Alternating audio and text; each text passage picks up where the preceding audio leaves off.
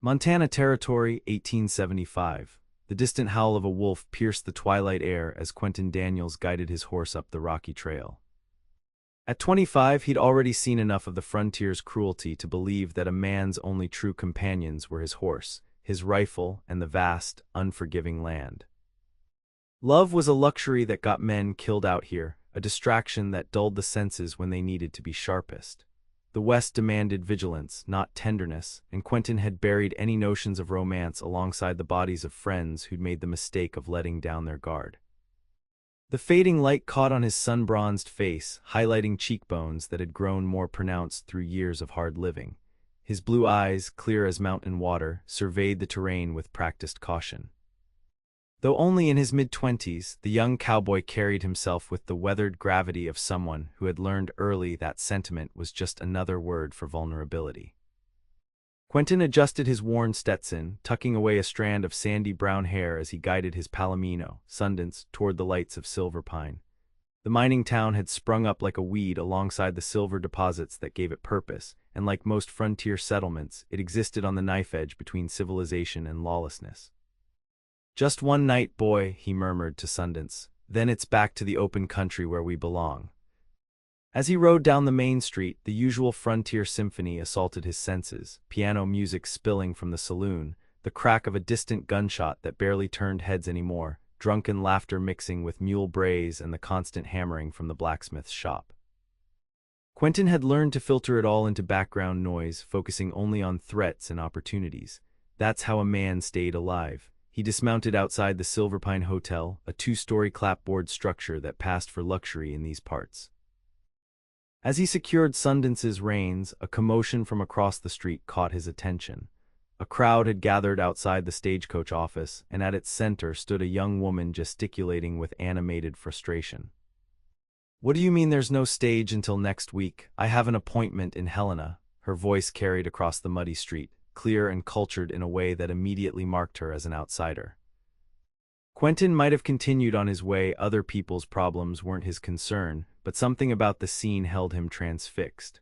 The woman stood like a splash of color against Silverpine's dusty palette. Her dress was a rich blue that reminded him of summer skies, tailored in an Eastern fashion that looked wildly out of place here. She was beautiful in a way that seemed impossible for the frontier, golden hair pinned partially up but threatening to escape its confines, skin unmarked by the harsh elements that aged most women out here before their time. "Miss," the stagecoach manager was saying with exaggerated patience, "there ain't nothing I can do about the bridge washing out, unless you fancy swimming the horses across the Yellowstone in spring flood. This is utterly unacceptable. I have interviews scheduled, my entire future depends on this." The young woman's voice cracked slightly on the last words, revealing the desperation beneath her composed exterior. Against his better judgment, Quentin found himself crossing the street. He'd blame it later on simple curiosity, but something about her determination struck a chord. The crowd parted slightly as he approached, his spurs jingling softly. "Excuse me, ma'am," he said, his voice quiet but carrying. "Couldn't help overhearing. There might be another way to Helena if you're willing to take the northern trail." She turned toward him, and Quentin felt an unexpected jolt as her green eyes met his. They were the color of pine needles in sunlight, flecked with gold and currently narrowed in suspicion. "And you are?" she asked, straightening to her full height, which still left her nearly a head shorter than him. "Quentin Daniels. I work cattle for the Big Sky outfit north of here." He touched the brim of his hat in a reflexive gesture of respect that his mother had drilled into him long ago. "Olivia Maddox," she replied after a moment's hesitation. "I appreciate the suggestion, Mr. Daniels, but I've been informed the northern route takes nearly 2 weeks. 4 days if you know the shortcuts and ride hard," Quentin found himself saying, though he'd had no intention of volunteering further information. "I'm headed that direction myself." The stagecoach manager snorted. "You offering to escort the lady, Daniels? That's mighty gallant for a man who usually avoids people like they're carrying the pox." Quentin felt a flush of irritation. He hadn't been offering anything, had he? But Miss Maddox was studying him with renewed interest, those remarkable eyes assessing him with an intelligence that made him unexpectedly self-conscious of his trail-worn appearance. "Are you," she asked directly, "offering to escort me?" The sensible answer was no. Taking responsibility for an Eastern woman clearly unsuited to frontier travel was exactly the kind of complication Quentin avoided. It would slow him down, create vulnerability, force him to care about something beyond his own survival. "I ride at dawn," he heard himself say instead, "if you can be ready." The smile that transformed her face sent an unfamiliar warmth through his chest, a feeling he immediately distrusted. Attachments were dangerous out here. This was a simple business arrangement, nothing more. "I'll be ready," Olivia Maddox declared with a certainty that suggested she wasn't accustomed to failure. "Thank you, Mr. Daniels." As Quentin walked away, he silently cursed his momentary lapse in judgment. 4 days of playing protector to a city woman with more determination than sense, it was asking for trouble, but something about the fire in those green eyes had made refusal impossible. One thing was certain, this detour would only reinforce what he already knew. The frontier was no place for softness, and the sooner Miss Olivia Maddox realized that, the better. Dawn broke over the eastern mountains in streaks of pink and gold as Quentin checked Sundance's saddle one last time. He wasn't expecting Miss Maddox to appear. City folk rarely understood what dawn meant in practical terms, but to his surprise, a slender figure emerged from the hotel right on time. Olivia Maddox had transformed overnight. Gone was the fashionable blue dress, replaced by a practical riding outfit of divided skirts and a sturdy jacket. Her golden hair was braided and pinned securely beneath a wide-brimmed hat. Only her striking features remained unchanged: high cheekbones, determined chin, and those remarkable green eyes that now regarded him with calm assessment. "Good morning, Mr. Daniels," she said, her voice clear in the morning stillness. "I hope I haven't kept you waiting." Quentin nodded, masking his surprise. "You ride?" he asked, eyeing the valise and small trunk she'd brought down. "Since I was 6, she replied with a hint of pride, though admittedly never quite so adventurously as this journey will require. A stable boy led out a spirited chestnut mare that Quentin recognized from the town livery. It was a decent mount, though he wondered if it was a match for an Eastern rider. 18 hours in the saddle yesterday wasn't enough to convince you this is a bad idea, he asked dryly, securing her belongings behind his saddle and on the packhorse he'd acquired. "Quite the contrary," she replied, checking the mare's tack with surprisingly competent movements. "It convinced me I'll need a better horse for the journey ahead." She patted the chestnut's neck. "Fortunately, Mr. Peterson at the livery was most accommodating when I explained my situation." Quentin raised an eyebrow. "And what situation is that exactly?" "What's waiting in Helena that's worth risking your neck?" Olivia swung into the saddle with practiced grace that caught him off guard again. At 23, she sat a horse like someone who'd spent far more time in the saddle than her fine manners suggested. "My future, Mr. Daniels," she said simply. "I have an interview with the Montana Territorial News. They're looking for a journalist to cover women's issues and frontier developments." A flash of defiance crossed her face. "And before you say it, yes, I'm aware they've never hired a female reporter before. That's precisely why I must be there on time, to prove I'm more determined and capable than any man they might consider instead." Quentin shook his head as they rode out of town, the rising sun at their backs. A woman journalist in the territories, it seemed as likely as finding a ballerina in a buffalo wallow, but he kept that thought to himself, focusing instead on the practical matters of their journey. "We'll follow the creek north until midday, then cut through Blackwater Canyon," he explained as the town disappeared behind them. "It's rough country, but it'll save us a day." "I'm not afraid of rough country, Mr. Daniels," Olivia replied, her posture straight and confident in the saddle. "Call me Quentin," he said after a moment. 4 days is a long time for formalities." She smiled, a quick, bright thing that disappeared too soon. "Then you must call me Olivia." They rode in silence for a time, the only sounds the steady rhythm of hoofbeats and the wind sighing through the pines. Quentin found himself stealing glances at his companion, puzzled by her contradictions. She spoke like an educated Easterner, but rode like someone born to the saddle. Her hands were too smooth for frontier work, yet she handled her mount with the easy confidence of experience. "You're wondering about me," Olivia observed suddenly, catching one of his sidelong looks. Quentin didn't deny it. "You're not what I expected." And what did you expect, Mr. Quentin? There was amusement in her voice. Someone who'd slow me down, he admitted bluntly. Someone who'd complain about the dust and the distance. I'm full of surprises, she said with another of those quick smiles. My father raised me on a horse farm in Kentucky before he lost everything in the war. Then we moved to Chicago, where he tried to turn me into a proper lady. The smile faded. He died last winter. Influenza. The simple statement hung in the air between them. Quentin recognized the matter-of-fact tone. It was how people out here spoke of death, no embellishment necessary. I'm sorry, he said, the words inadequate but sincere.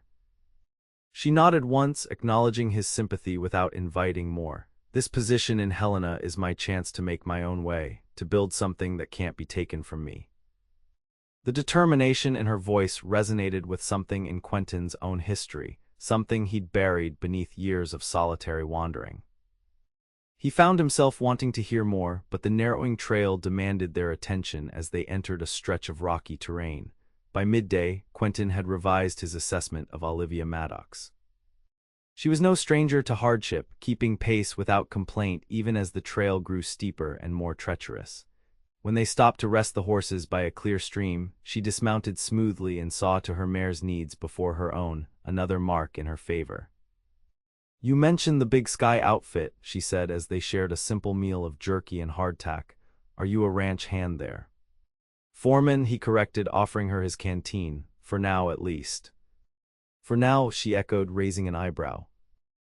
Quentin hesitated, unused to sharing personal details, but there was something about the direct way she looked at him that made evasion seem pointless. I'm buying my own spread, he said finally. Been saving for 3 years. There's good land opening up north of Helena, the Chandler property. Old man Chandler's moving back east, and I've made an arrangement to purchase it when I bring the Big Sky herd to market next month. Your own ranch, Olivia said, and there was genuine admiration in her voice. That's a significant achievement.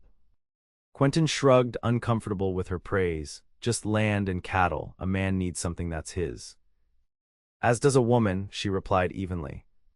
Hence my journey to Helena. Their eyes met briefly, and Quentin felt an unexpected sense of recognition. For all their differences, they were driven by the same fundamental desire: independence, self-determination. A life shaped by their own hands rather than by circumstance or others' expectations. The moment stretched between them until Quentin broke it, standing abruptly. We should move on. Blackwater Canyon gets tricky in the late afternoon light.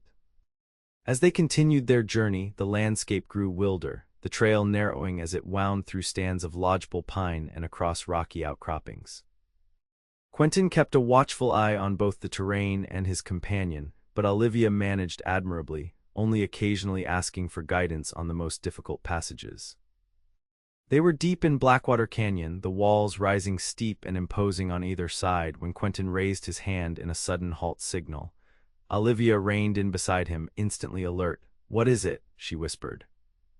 Not sure, he murmured, his eyes scanning the ridge above them. Something had triggered his instincts, a displacement of air, a faint sound that didn't belong. He'd survived this long by listening to those warnings. The shot came a heartbeat later, the sharp crack echoing through the canyon as a bullet struck the rock face inches from Quentin's head. He reacted instantly, reaching across to grab Olivia's reins and urging both horses forward into a gallop just as a second shot kicked up dust at their heels. Ambush, he shouted unnecessarily as they thundered down the narrow trail. Another shot whistled past them, and Quentin risked a glance back to see 3 riders emerging from a side ravine in pursuit. Road agents, Olivia called, her voice remarkably steady as she leaned low over her horse's neck. Looks like, Quentin guided them around a sharp bend, his mind racing. The canyon narrowed ahead before opening into a broader valley. They'd be exposed there with nowhere to hide, but if they could reach the dense forest beyond. A 4th shot spurred them on, and Quentin felt his hat tear away as a bullet grazed it. He'd faced outlaws before, but never with a companion to protect. Every instinct screamed that this was exactly why he traveled alone. Attachments were liabilities, distractions that could get you killed. Yet as he glanced at Olivia, her face set with determination as she rode hard beside him, he felt something else too, a fierce protectiveness that sharpened his focus rather than dividing it. When we clear the canyon, he shouted over the thundering hooves, break right toward that pine stand. Olivia nodded, her eyes fixed ahead as they burst out of the canyon's mouth into blinding afternoon sunlight. True to his instruction, she immediately veered right, with Quentin close behind. The abrupt direction change bought them precious seconds as their pursuers galloped out of the canyon.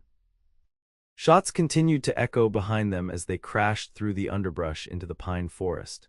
Quentin led them along a winding path between massive tree trunks, using the dense vegetation for cover while maintaining their speed. He knew these woods had hunted here many times, and now that knowledge might save their lives. The sounds of pursuit grew fainter as they weaved through the forest.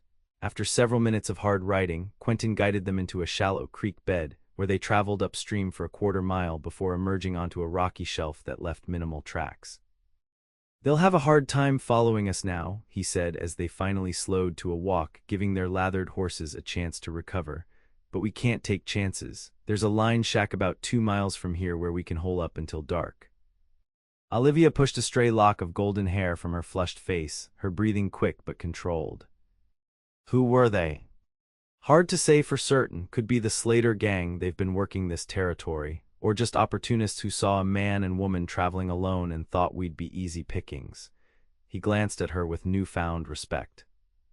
"You handled yourself well back there." "Panic accomplishes nothing," she said simply, though her hands trembled slightly as she adjusted her reins. "I've found that to be true in most crises." The line shack was little more than a crude shelter, a single room with a dirt floor, rough-hewn walls, and a sod roof. But it had a small stove, a stack of firewood, and most importantly, it was hidden in a dense thicket of trees away from any established trail. After seeing to the horses, concealing them in a natural enclosure of fallen logs and brush, Quentin and Olivia settled into the cramped interior. As the adrenaline of their escape faded, Quentin found himself acutely aware of their isolation and proximity. The shack had been built for solitary cowpunchers, not for a man and woman to share. "We'll stay until full dark," he said, busying himself with lighting the small stove. "Then ride on. The moon's nearly full tonight. We can make good time once we're sure we've lost them." Olivia nodded, removing her hat and attempting to restore order to her wind-blown hair. The golden strands caught the last rays of sunlight filtering through the single small window, creating a halo effect that Quentin found oddly mesmerizing. "Thank you," she said quietly, "for getting us out of there safely." Quentin shrugged uncomfortably, just did what needed doing. Nevertheless, she studied him with those remarkable green eyes. "You're good at this, aren't you? Surviving." "Adapting." "Had to be," he replied, feeding small sticks into the growing flame. "My pa died when I was 14, left me and my mother with a failing farm in Kansas. By 16, I was working cattle drives to keep food on the table." He wasn't sure why he was telling her this. He rarely spoke of his past, but something about the enclosed space and shared danger had created a bubble of intimacy that made words flow more easily. "What happened to your mother?" Olivia asked gently. "Remarried when I was 19. Good man, owns a mercantile in Topeka." Quentin smiled faintly. "She writes every month telling me to find a nice girl and settle down somewhere safe." Olivia laughed softly. "And instead, you're buying remote ranchland and riding through outlaw territory." "Some men aren't made for safe," he said simply. "Nor some women," she countered, meeting his gaze steadily. The small room seemed to grow warmer, and not just from the stove's heat. Quentin looked away first, uncomfortable with the connection forming between them. Attachments were temporary out here, everything was. Letting someone matter meant giving life another way to hurt you when they inevitably left or died. "We should eat something," he said, changing the subject. "Long ride ahead tonight." They shared a spare meal from his saddlebags, and as darkness fell, Quentin found himself relaxing despite their precarious situation. Olivia asked intelligent questions about the territory they were traversing, about ranching, about the changes coming to Montana with the expanding railroads.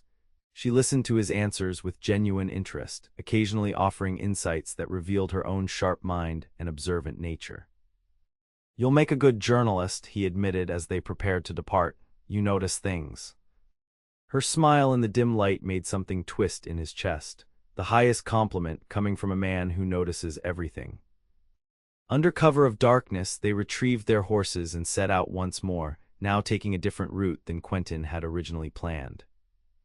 They rode through the night, across moon-washed meadows and through silent forests, speaking little but sharing a growing comfortable silence. By dawn, they had put considerable distance between themselves and the canyon ambush. They made camp in a protected hollow, taking turns standing watch while the other slept.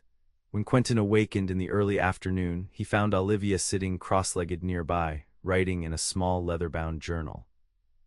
"Practicing for your newspaper job?" he asked, his voice rough with sleep. She glanced up with a smile. "Recording our adventure, the first of many Montana stories, I hope." She closed the journal and tucked it away. "Though perhaps with fewer bullets in future installments." "The territory's changing," Quentin said, sitting up. "More settlers every year, laws getting stronger, but there's still plenty of wild left." "Good," Olivia said with surprising fierceness. "I didn't come west for tameness." The declaration hung in the air between them, and Quentin found himself studying her face, the determination in her eyes, the set of her jaw. She wasn't running from something, he realized. She was running toward something. The frontier represented possibility to her, not just danger. It was a perspective he'd lost somewhere along his own journey. They continued their trek by late afternoon, making good time across rolling grasslands. Quentin kept them away from known trails and settlements, still wary of pursuit, though he suspected they'd successfully evaded the road agents by now. As they rode, Olivia shared more about her plans, her determination to report on the real experiences of frontier women, to document the territory's transition, to give voice to stories that went unheard. "Most papers just want sensational tales of Indian attacks or outlaws," she explained, "but there's so much more happening here. Families building something from nothing, communities forming. Women creating opportunities that never existed back east." "And that's what you want to write about?" Quentin asked. "That's what needs to be written about," she corrected. "The real West, not just the Wild West of dime novels." Quentin considered this as they rode on. He'd never thought much about how the outside world perceived the frontier. To him, it was simply life, harsh but straightforward. Yet hearing Olivia speak, he began to see his world through fresh eyes. The next day brought them across a wide plateau, and by evening they could see the distant outline of mountains that marked their approach to Helena. They made camp early, both tacitly acknowledging that their journey was nearing its end. As they sat beside a small fire, the night air carrying the first hint of autumn's approach, Olivia broke a comfortable silence. "What will you do after you buy your ranch?" Quentin poked at the fire, watching sparks rise into the darkening sky. "Raise cattle, build a proper house eventually, make the land work." Alone, the question was soft, without judgment. He looked up, meeting her eyes across the flames. "That was always the plan." "Plans change," she said simply. "Not mine," he replied, more sharply than he'd intended. "Getting attached out here is asking for trouble. I've seen too many men destroyed when they lost someone they loved to violence or disease or just the hardness of this life." He shook his head. "Better to rely on yourself, safer." "Safer," Olivia repeated thoughtfully. "But is that really living, Quentin, or just surviving?" The question struck too close to truths he'd long avoided. "Surviving's enough," he said firmly. She studied him for a long moment, the firelight gilding her features. "Is it? You risk your life for land, for cattle, for a future you might never see. Why is risking your heart more frightening?" Quentin stood abruptly, uncomfortable with the direction of their conversation and the feelings it stirred. "We should get some rest, long day tomorrow." He walked away from the fire, pretending to check on the horses while wrestling with emotions he'd kept firmly buried. Olivia Maddox had somehow slipped past his defenses in just 3 days, making him question certainties he'd lived by for years. It was unsettling, dangerous even. By tomorrow evening they would reach Helena. She would pursue her journalism dreams, he would continue to his meeting with Chandler about the ranch purchase, and their paths would naturally diverge. It was for the best. The connection he felt, this unwelcome warmth whenever she smiled, or the way his thoughts kept drifting to her even when focusing on the trail, was a distraction he couldn't afford.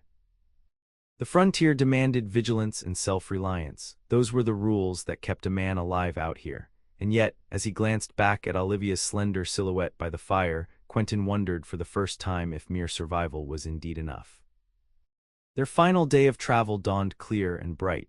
They rode in companionable silence for the most part, both aware of the approaching conclusion to their shared journey.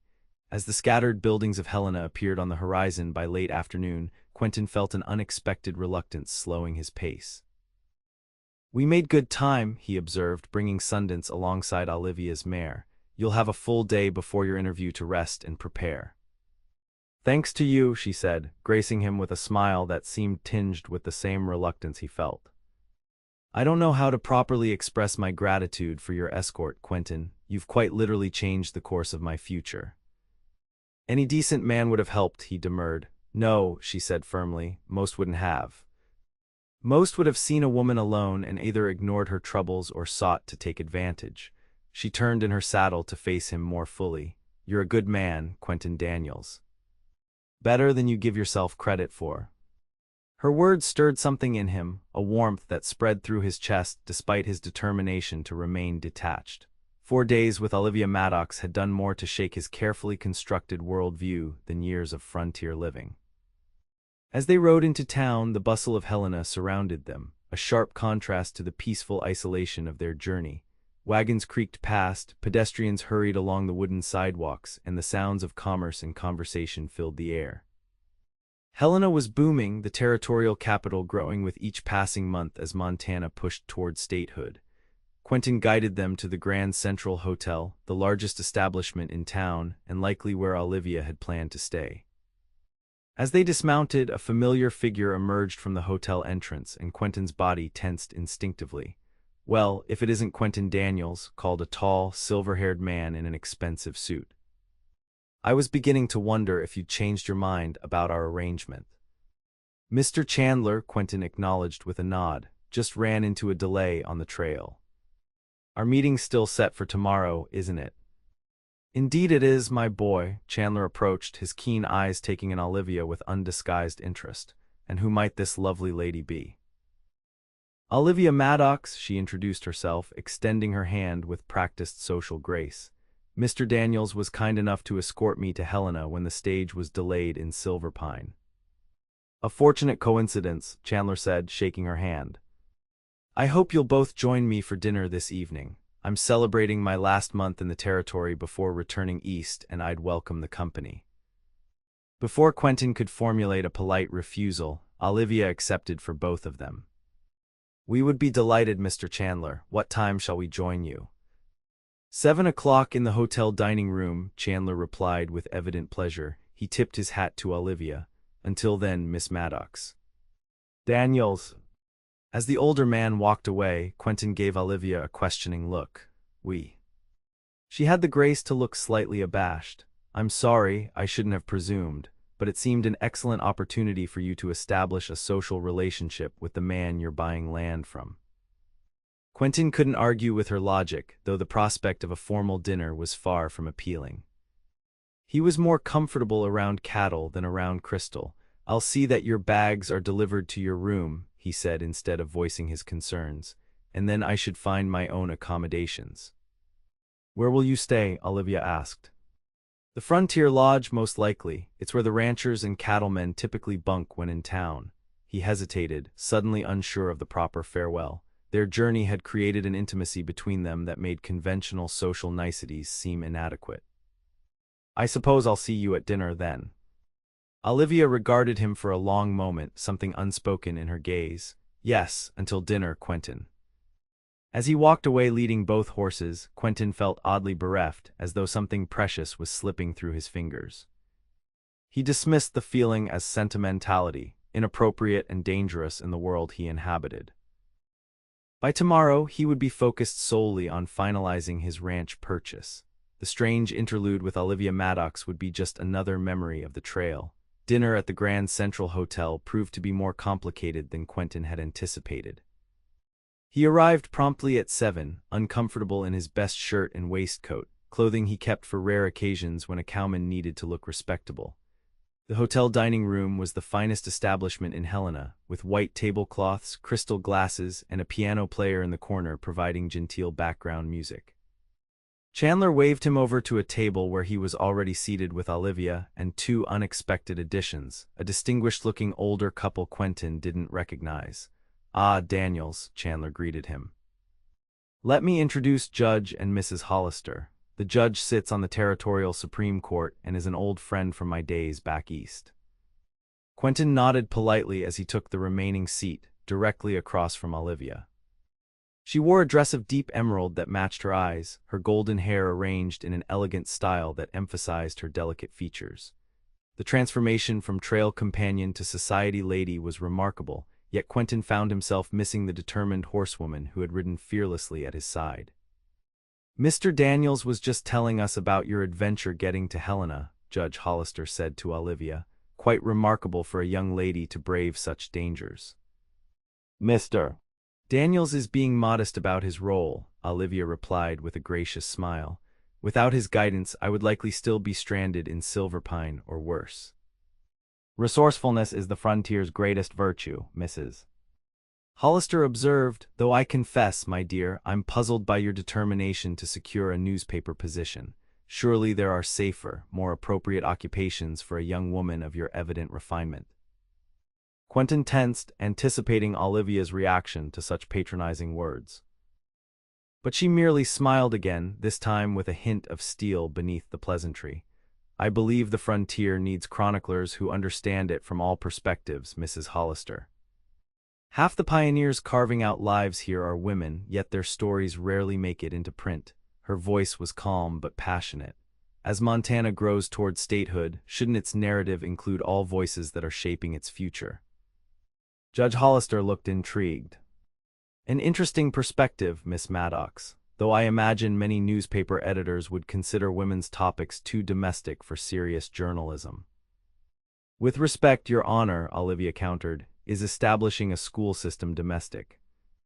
Or building community institutions, or developing commercial enterprises that serve growing settlements. Women are integral to all these frontier developments." Quentin found himself watching Olivia with growing admiration. She debated with confidence but without aggression, skillfully drawing even the skeptical judge into considering her viewpoint. "You make a compelling case, Miss Maddox," Chandler interjected. "In fact, I know Harold Weber at the Territorial News. Perhaps I should mention your name to him before my departure." "That's very kind, Mr. Chandler," Olivia said, a flash of genuine excitement crossing her face. "I would be most grateful for any introduction." The conversation shifted to Chandler's plans for his return east, his desire to reunite with his grandchildren and enjoy the comforts of civilization in his advancing years.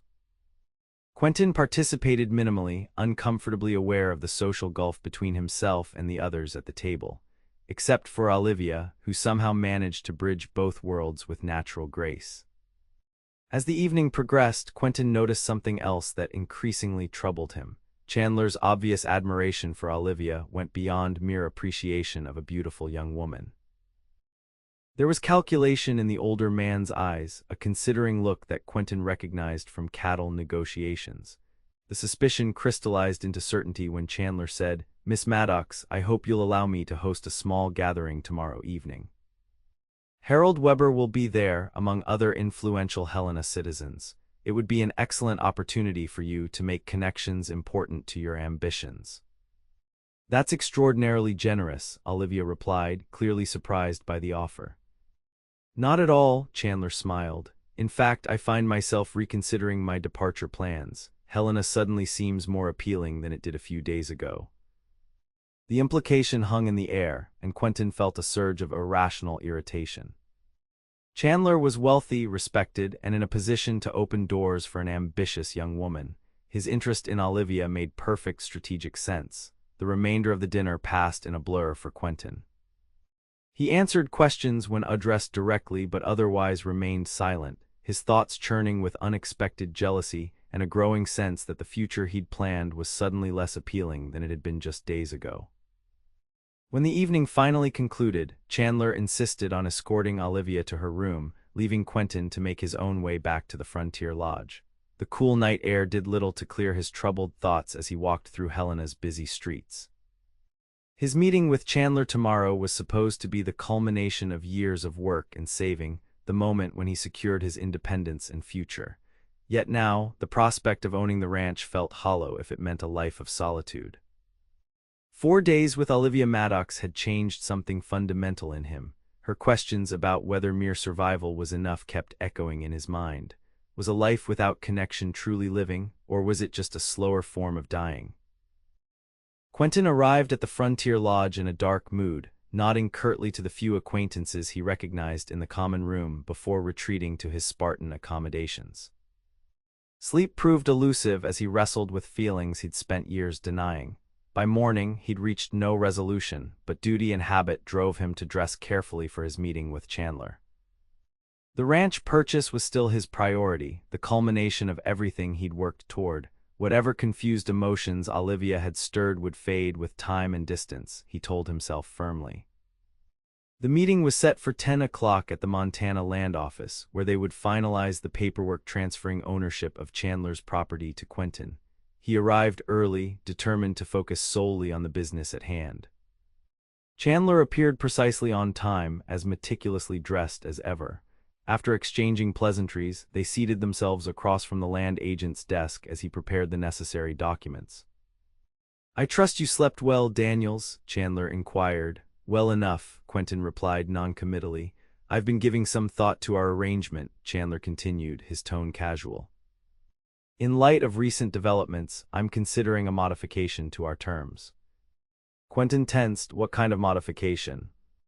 "Nothing substantial," Chandler assured him. "The price remains as agreed. However, I find myself reluctant to completely sever my Montana connections." He paused, examining his manicured fingernails. "I'm thinking of retaining the main house and surrounding 10 acres. The proposal hit Quentin like a physical blow.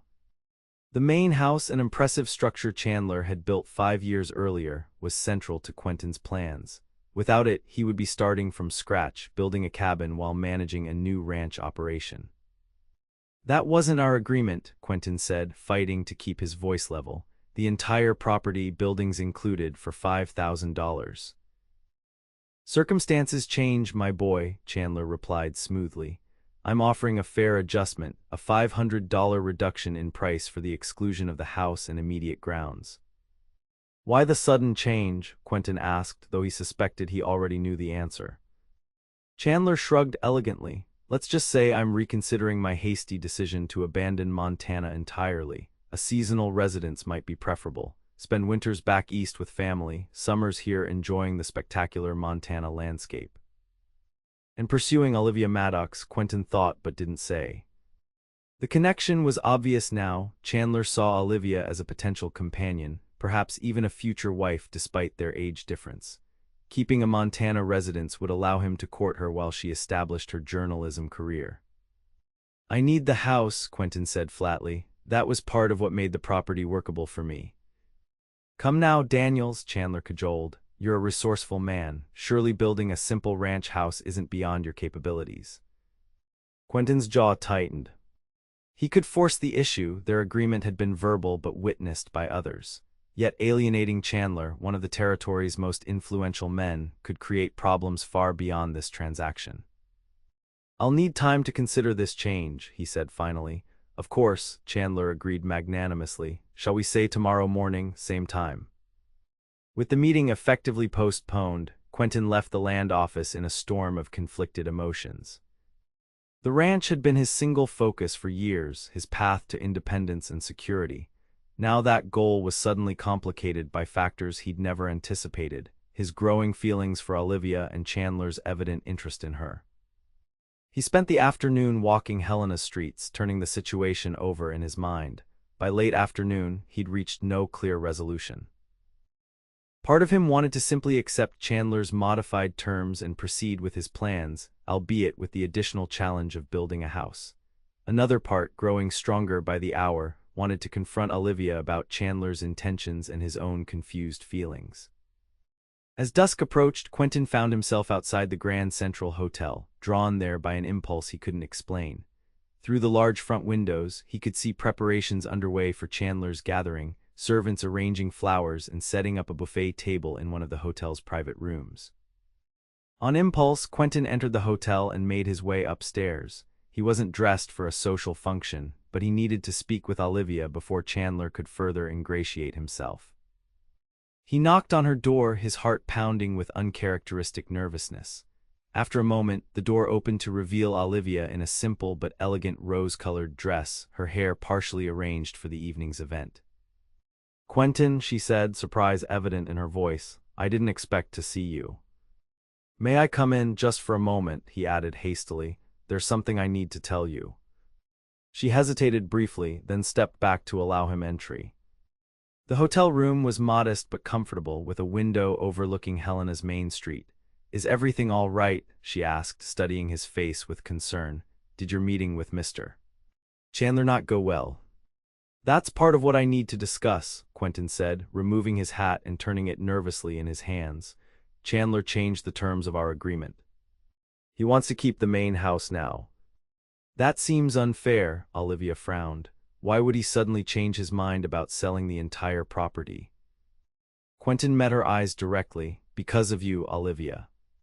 He's interested in you romantically. Keeping a Montana residence gives him a reason to return regularly while you establish yourself here." A flash of comprehension crossed her face, followed by a mixture of surprise and something like amusement. "Mr. Chandler is at least 30 years my senior, Quentin. And one of the wealthiest men in the territory," Quentin pointed out. "With connections that could advance your career significantly." "Is that what you think of me?" she asked quietly. "That I would align myself with a man 3 times my age for professional advantage?"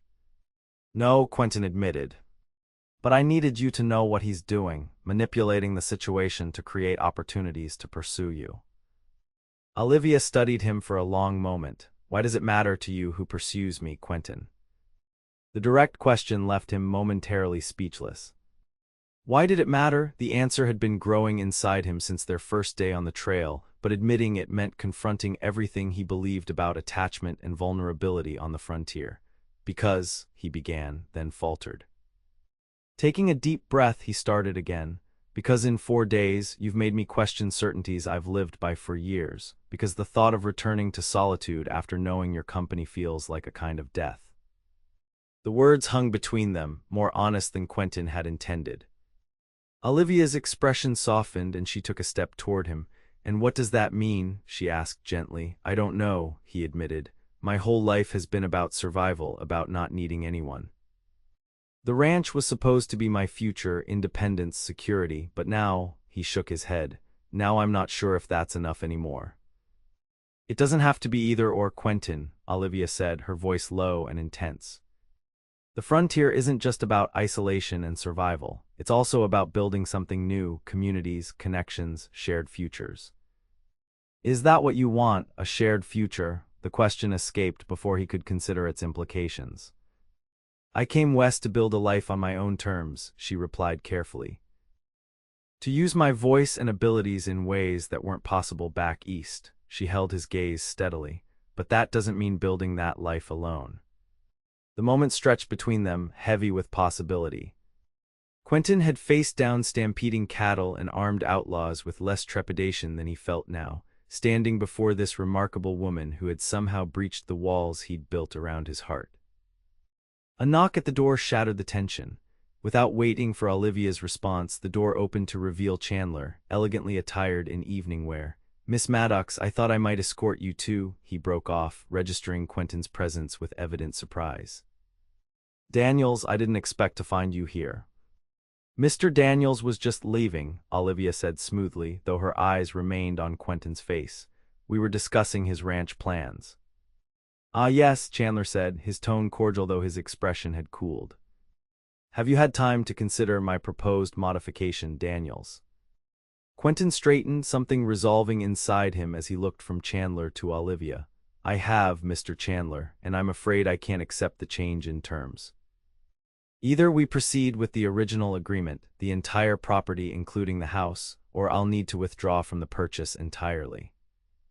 Chandler's eyebrows rose. "That's rather inflexible of you." "I'm offering a fair adjustment to the price." "It's not about the money," Quentin said firmly. "It's about the understanding we reached. I've made all my plans based on that agreement." The older man studied him for a moment, calculation evident in his gaze. I see. Well, we can discuss this further tomorrow. For now, Miss Maddox's guests are beginning to arrive, and I promised her an introduction to Harold Weber. Of course, Quentin nodded, reaching for his hat. I shouldn't keep you from your gathering. Wait, Olivia said suddenly. She turned to Chandler with a gracious smile. Mr. Chandler, would you mind terribly if Mr. Daniels joins us this evening? After all, his stories of frontier ranching would surely interest many of your guests. Chandler hesitated visibly, clearly displeased by the suggestion but trapped by social convention. Certainly, he said finally, though perhaps Mr. Daniels might wish to refresh himself first. The gathering is somewhat formal. The implied criticism of Quentin's trail-worn appearance was clear, but Olivia merely smiled again. Nonsense, Mr. Daniels represents the authentic Montana experience, exactly what I hope to chronicle in my writing. His presence will be invaluable. Before either man could respond, she had collected a shawl and moved toward the door. Shall we, gentlemen? The evening that followed was a study in social navigation. Chandler's gathering included Helena's most prominent citizens, territorial officials, business leaders, and their elegantly dressed wives. In his plain clothes and boots, Quentin stood out like a wolf among lapdogs, yet Olivia remained determinedly by his side, introducing him to key figures with genuine pride. Mr. Daniels guided me safely through Blackwater Canyon when we were pursued by road agents, she told an enthralled group of ladies. His knowledge of the territory is extraordinary. To Harold Weber, the newspaper editor, she said, Quentin Daniels represents the future of Montana, hardworking ranchers building sustainable enterprises that will form the backbone of our economy when mining eventually declines. Each introduction, each shared conversation, undermined Chandler's obvious attempts to isolate Olivia among the most influential guests. And each time Olivia chose to return to Quentin's side, something grew stronger between them, an unspoken alliance against the social machinations surrounding them. You don't have to do this, Quentin murmured when they found themselves momentarily alone near the refreshment table. Chandler's connections could help your career. I shouldn't have interfered. Olivia gave him a look of such exasperated fondness that it stopped his words. Quentin Daniels, for a man so observant of tracks and weather signs, you can be remarkably blind to what's right in front of you. What do you mean? I mean that I didn't travel west to become someone's ornament or to advance through anything but my own merit. Her voice was low but intense. And I certainly didn't spend 4 days facing danger at your side only to be impressed by a man whose idea of hardship is having his champagne served at the wrong temperature. Despite the tension of the evening, Quentin found himself smiling. You're something else, Olivia Maddox. Yes, she agreed simply. I am, and so are you. She glanced across the room to where Chandler was engaged in animated conversation with the territorial governor. We should leave before the formal dinner begins. I've met everyone I needed to meet. Leave? Quentin was confused, but Weber seemed interested in your ideas. Shouldn't you stay and cultivate that connection? Mr. Weber has agreed to meet me tomorrow at his office, Olivia replied with satisfaction. Apparently, a series on women pioneers of Montana strikes him as potentially popular with female readers, a demographic he's been trying to reach. Before Quentin could respond, Chandler approached, his expression carefully controlled. Miss Maddox, Governor Potts has expressed particular interest in meeting you, if you'll allow me. I'm afraid Mr. Daniels and I were just leaving, Olivia said with perfect poise. I have an early appointment tomorrow, and after our recent adventures, I find I tire more easily than usual. Chandler's facade slipped momentarily, revealing clear displeasure. Surely you can spare a few more minutes. The governor rarely attends such gatherings. Please convey my sincere regrets, Olivia replied firmly. Perhaps another time. With social grace that left Chandler no room to object further, Olivia took Quentin's arm and guided him toward the exit. As they descended the hotel's grand staircase, Quentin felt lightheaded with a mixture of confusion and hope. Where are we going? He asked as they emerged onto Helena's lamplit Main Street. Olivia's eyes sparkled in the golden light. Somewhere we can talk properly, without interruption or calculation or social maneuvering. She glanced up at the star-filled Montana sky. Perhaps somewhere that reminds us of the journey that brought us here. Understanding dawned, the hill above town, Quentin suggested. You can see the entire valley from there and the stars are clearer away from the lamps. They walked in companionable silence through Helena's streets and up the gentle slope of the hill that overlooked the territorial capital. At its summit they found a fallen log that served as a natural bench, offering a spectacular view of the town below and the vast, star-strewn sky above. "It's beautiful," Olivia said softly as they sat side by side. "Like our night camps on the trail, but with the comfort of civilization just below." "The best of both worlds," Quentin agreed, suddenly understanding the metaphor their location provided. They sat in silence for a moment, the cool evening breeze carrying the distant sounds of Helena's nightlife, piano music from saloons, occasional laughter, the faint creaking of wagons. "I meant what I said earlier," Olivia said finally.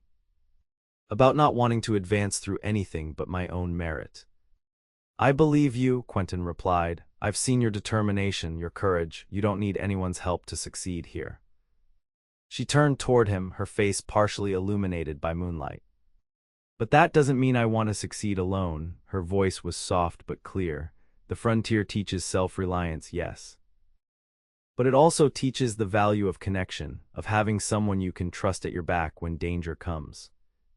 The words resonated with everything Quentin had been feeling since their journey began. "I've spent years believing that attachments were liabilities out here," he admitted. "That caring for someone meant creating a vulnerability that could destroy you." "And now?" Olivia asked gently. "Now I think I was half right," Quentin said slowly. "Loving someone in this harsh land is a risk, but maybe it's also what makes the struggle worthwhile." He took a deep breath. "These past few days with you, even with the danger, maybe because of it, have been the most alive I've felt in years." Olivia's hand found his in the darkness. "For me as well," she whispered. The contact sent warmth spreading through Quentin's entire body. Slowly, giving her every opportunity to pull away, he leaned forward until his lips met hers in a kiss that felt like coming home after a lifetime of wandering. When they finally separated, Olivia's eyes were bright with emotion. "So what happens now, Quentin Daniels? Do you still want your solitary ranch?" "I want the ranch," he confirmed. "But not the solitude." He squeezed her hand gently. "I have no right to ask this. We've known each other less than a week. But would you consider visiting when you're not busy changing Montana journalism?" Olivia laughed softly. "I was thinking of something more permanent," she said boldly. "Helena is less than a day's ride from the Chandler property, isn't it? Close enough that a journalist might live in town during the week but spend weekends elsewhere. With the right companionship." The suggestion, so practical yet so profound in its implications, left Quentin momentarily speechless. "You'd consider that, a life divided between your work in town and time at the ranch?" "I came west for freedom, Quentin, the freedom to build a life on my own terms." Her voice was steady with conviction. "That includes choosing who I share that life with and how we make it work despite conventional expectations." In that moment, looking into Olivia's determined eyes, Quentin saw a future he'd never allowed himself to imagine. One where independence and connection weren't opposing forces but complementary strengths. "It won't be easy," he warned. "The ranch will take years to build up properly. Your career will have its own challenges, and plenty of people will have opinions about a woman journalist who spends weekends at a bachelor's ranch." "When has anything worthwhile ever been easy?" Olivia countered. "Especially in the West." The simple truth of her words settled something in Quentin's soul. All his life he'd faced challenges head-on, whether outlaws, stubborn cattle, financial hardship. Why should building a life with someone he cared for be approached with less courage? "So we'll forge our own trail," he said, a smile spreading across his face.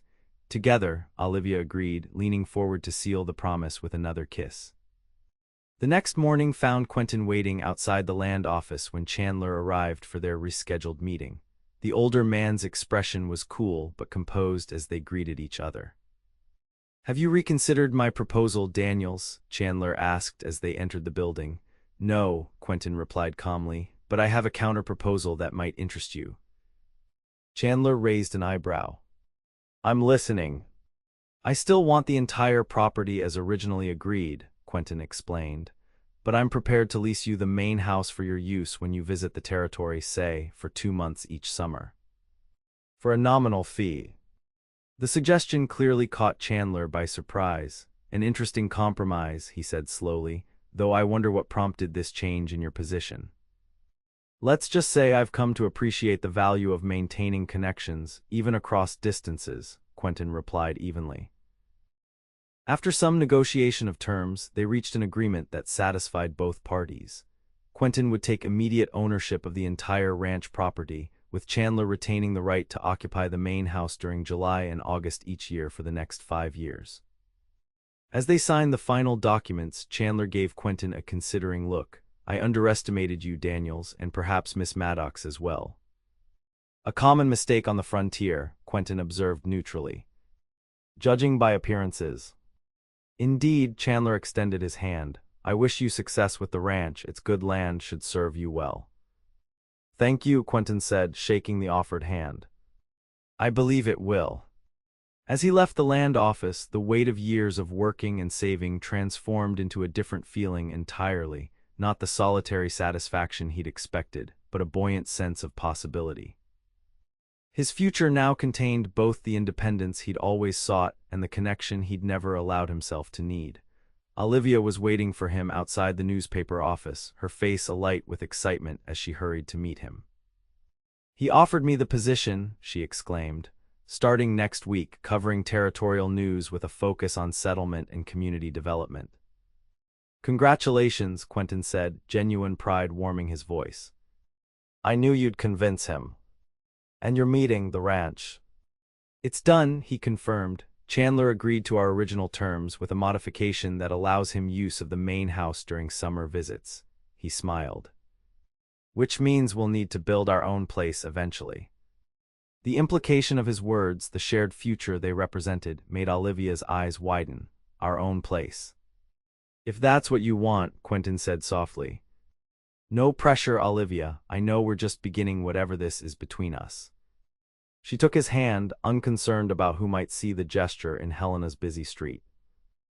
I know exactly what I want, Quentin Daniels, a career that matters, a home that's truly mine, and someone who sees me exactly as I am, not as society says I should be. That sounds like a tall order, he teased gently. Not at all, she replied with that determined smile that had first caught his attention in Silverpine. It sounds like the life we're already building. As they walked together through the streets of Helena, Quentin reflected on the journey that had brought them here, not just the 4 days of travel through Montana's wilderness, but the longer path each had taken to this moment. They had come west seeking independence, believing that strength meant standing alone against the frontier's challenges. Instead, they had discovered that true resilience could be found in connection, in the courage to risk one's heart alongside one's life. The West would always be wild, demanding everything from those who sought to tame it, but facing those demands together made even the harshest challenges surmountable. You know, Olivia said thoughtfully as they paused at the edge of town, looking out toward the distant mountains where their ranch awaited, this would make quite a story. What would? Us. The cowboy who thought love was a luxury he couldn't afford, the woman who came west to find her voice. Her green eyes danced with amusement and affection, love surviving against all odds on the Montana frontier. Quentin laughed, pulling her closer. Maybe you should write it someday. Perhaps I will, she replied, reaching up to touch his face gently, but first, we need to live it. As they sealed that promise with a kiss, with Montana's vast landscape stretching before them like an open page waiting to be written upon, both knew with certainty that their greatest adventures together were just beginning.